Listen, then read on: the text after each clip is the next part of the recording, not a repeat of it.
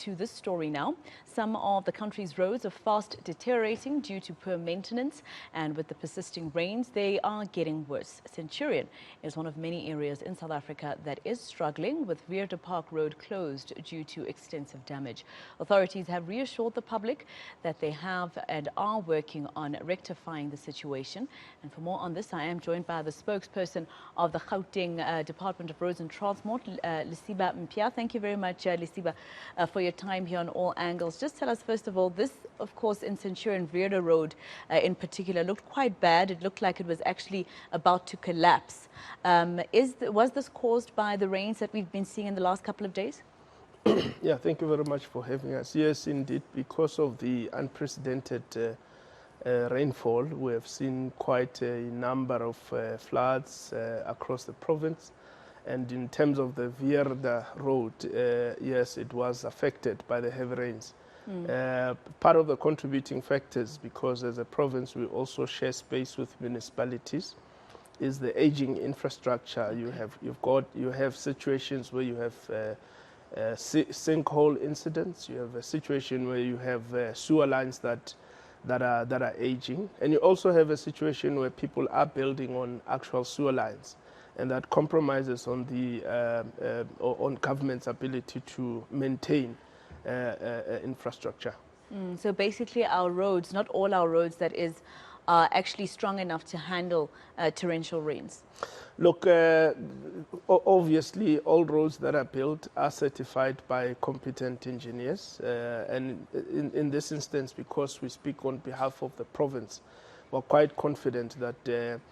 Given the actual surveys, we have a category of a conditional category that gives us 75% of very good roads and 10% of good roads, and it obviously varies up until critical stage.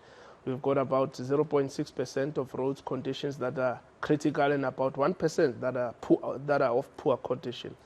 So those are clinical scientific surveys, and we are not as bad as a province. Obviously, we've got isolated incidents where our managerial tools are deployed in those particular areas. We have since launched the Pothole Fix app, which gives us an opportunity to interact with the public.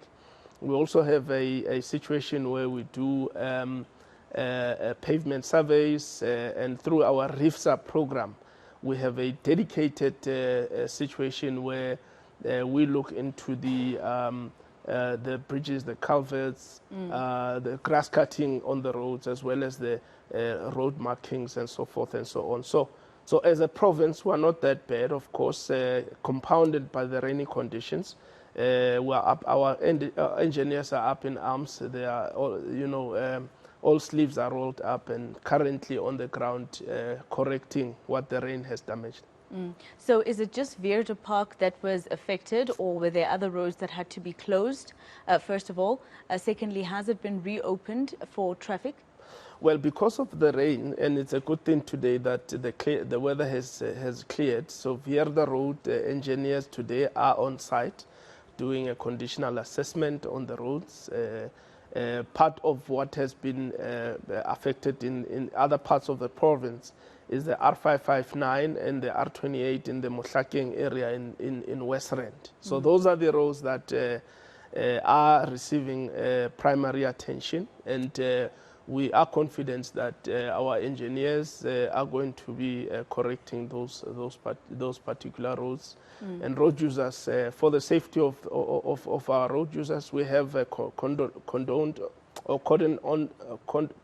off those roads, closed off those roads, so that we can maintain safety of our road users. But we are, as I've said, that from the 14th of November yesterday, we've got contractors that have been deployed on site to do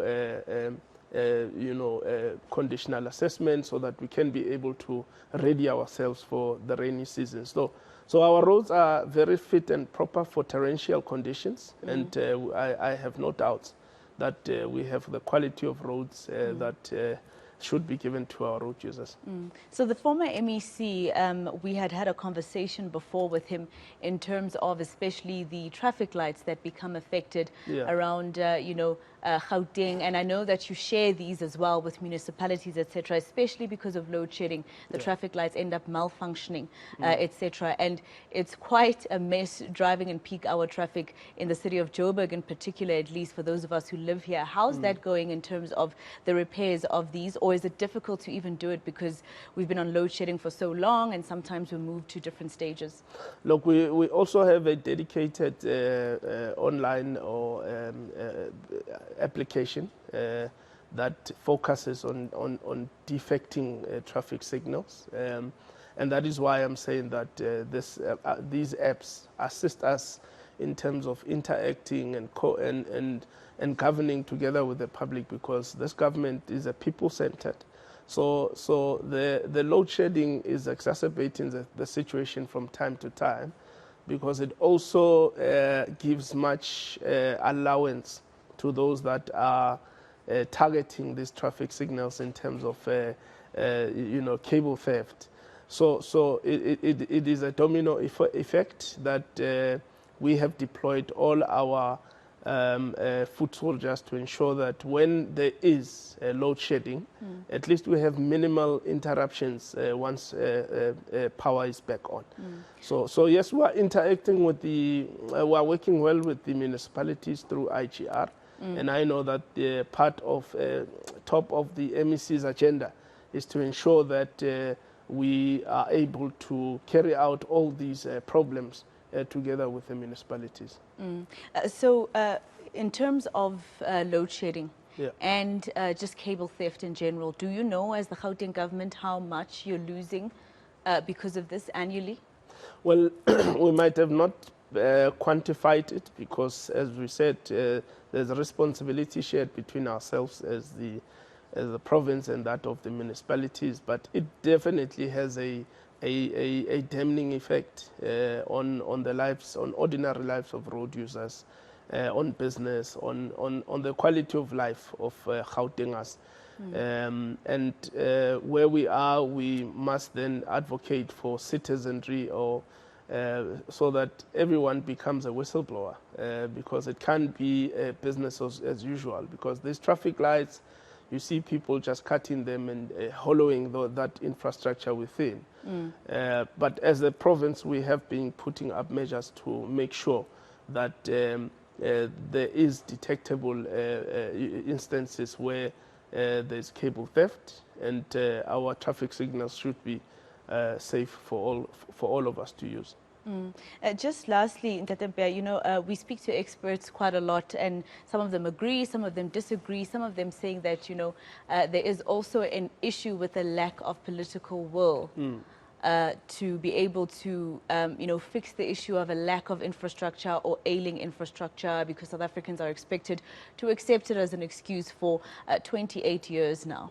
And, some of them are saying that maybe at some point the question should be when are we going to see more security maybe around some of our infrastructure, so that we don't have to be talking about the same excuse and then you're expecting that residents will just say, people are stealing the cables. Yeah. Look, why we call for active citizenry is an appreciation that we have got a distressed fiscus. And if we are to, be deliberate about apportioning it to security services in all robots, you can just imagine what the bill is going to be.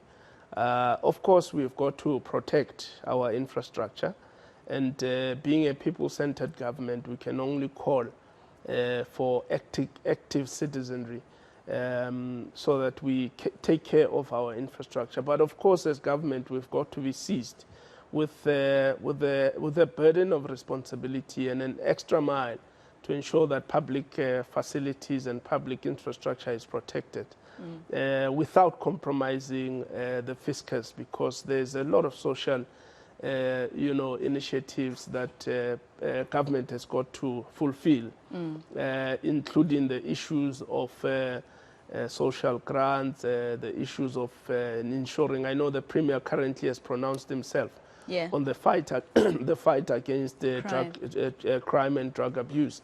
So we need not be focused on diverting resources where we can work with citizens as a government. I think what we need to do there is to just intensify relations between government and the people and ensure that our infrastructure is protected from destruction and damage.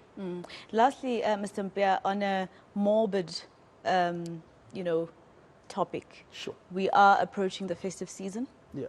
Gauteng is usually one of the leading provinces when it comes to carnage on our roads, people dying on our roads. We did see the police, for instance, launch their festive season safety campaign, etc. But these don't seem to work, right? Because it's the behavior of motorists, etc., as well, that contributes to what happens on our roads.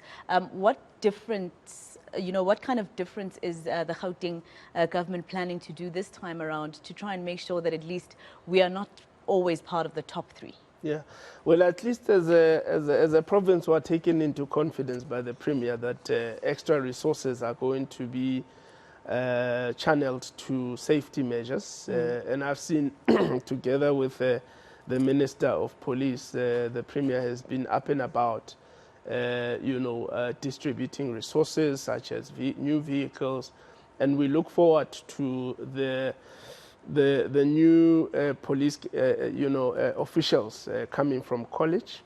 Government can only do so much. At the end of the day, it amounts to, behavioral patterns. It amounts to, taking life serious. And we can only call for responsible behavior during this festive season from road users. All right. Thank you very much for speaking to us. That is Mr. Mpya. He is the spokesperson of the Gauteng Department of Roads and Transport. Let's take you